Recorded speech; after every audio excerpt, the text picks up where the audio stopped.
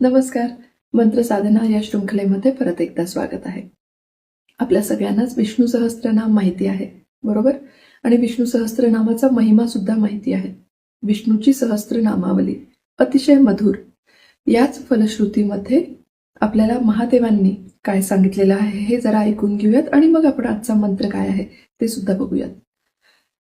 विष्णू सहस्त्रनामाच्या फलश्रुतीमध्ये माता पार्वतीने ईश्वराला म्हणजेच महादेवाला प्रश्न केलेला आहे की हे ईश्वरा, सहस्त्रनामावली विष्णूची अतिशय सुंदर आहे, अतिशय मधुर आहे, पण प्रत्येक मनुष्य याचं पठण करू शकेलच असं नाही.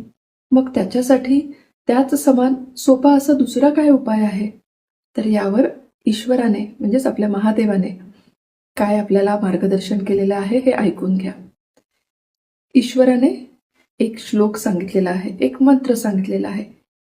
राम रामेति रामेति रमे रामे मनोरमे सहस्त्रनाम तत्तुल्यम राम नाम परानने. हे प्रिये, राम राम या नामाचा जप विष्णूच्या सहस्त्रनाम या समान आहे. जर का या श्लोकाचं म्हणजेच राम तारक मंत्र राम रामेति रामेति रमे रामे मनोरमे सहस्त्रनाम तत्तुल्यम राम नाम वरानने इतक्या सुंदर अशा रामाच्या नामाचा जर का जप केला तर त्या साधकाला विष्णू सहस्त्रनाम केल्याचं फल मिळणार आहे.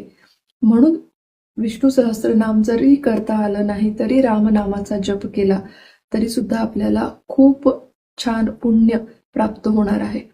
आणि या व्यतिरिक्त श्रीरामाय नमः जर एवढंही नाही जमलं तर राम राम राम किती सुंदर नाद आहे. राम म्हणजे नकारात्मकता दूर करणे आणि म्हणजे मन शांत करणे. करणारा हा राम से बडा राम का नाम हा महामंत्र आज मी तुम्हाला सांगत आहे. रामाचा तारक मंत्र आणि श्रीरामाचा हा जो मंत्र आहे श्रीरामाय नमः हा जर का तुम्ही तुमच्या आयुष्यामध्ये कायमस्वरूपी जपायला सुरुवात केली तर अमूलाग्र बदल घडून येईल. मन शांत होईल, नकारात्मकता दूर होईल आणि तुमचं वलय म्हणजेच तुमचा ऑरा सुद्धा अतिशय प्रभावी आणि पॉझिटिव्ह होण्यासाठी तुम्हाला मदत मिळणार आहे. करून बघा. केल्याशिवाय आपल्याला याबद्दल माहिती मिळणं अशक्य आहे. जेव्हा तुम्ही कराल तेव्हाच तुम्हाला दिसून येईल की कसे बदल तुमच्या आयुष्यामध्ये घडून येत आहेत. थँक्यू.